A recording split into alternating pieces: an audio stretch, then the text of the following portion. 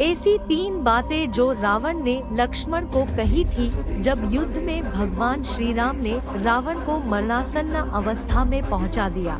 तब उन्होंने लक्ष्मण से कहा कि इस संसार से नीति, राजनीति और शक्ति का महान पंडित विदा ले रहा है। तुम उसके पास जाओ और उससे जीवन की कुछ ऐसी शिक्षा ले लो जो और कोई नहीं दे सकता। उस समय मरणासन्न रावण ने लक्ष्मण को ये 3 बातें बताई थी जो आज भी जीवन में सफलता की कुंजी है। ये थी वो 3 बातें जो रावण ने लक्ष्मण को कही थी। पहली बात, शुभ कार्य को जितना जल्दी हो सके कर डालना चाहिए और अशुभ कार्य को जितना टाला जा सके टाल देना चाहिए, यानी शुभस्य शीघ्रम। मैंने श्री राम को पहचानने में बहुत देर कर दी और इसी कारण आज मेरी यह हालत हुई है।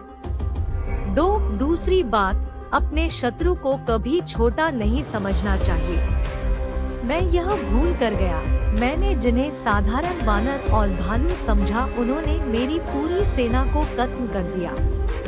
मैंने जब ब्रह्मा जी से अमरता का वरदान मांगा था तब मनुष्य और वानर के अतिरिक्त कोई मेरा वध नहीं कर सके, ऐसा कहा था।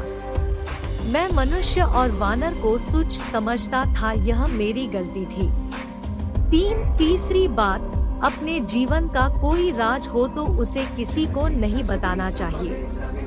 यहाँ भी मैं गलती कर गया क्योंकि विभीषण मेरी मृत्यु का राज जानता था। ये मेरे जीवन की सबसे बड़ी गलती थी। ये है वो 3 बातें जो रावण ने लक्ष्मण को कही थी। ये वही बातें हैं जिनकी वजह से रावण हार गया और गलती कर गया था। ऐसा कहा जाता है कि रावण हर बात का प्रकांड पंडित हुआ करता था, लेकिन ये 3 गलतियां करके वो मृत्युशैया तक पहुंच गया। आज भी ये बातें उतनी ही कारगर है, इसलिए हमें इन 3 बातों का ध्यान अपने जीवन में जरूर रखना चाहिए।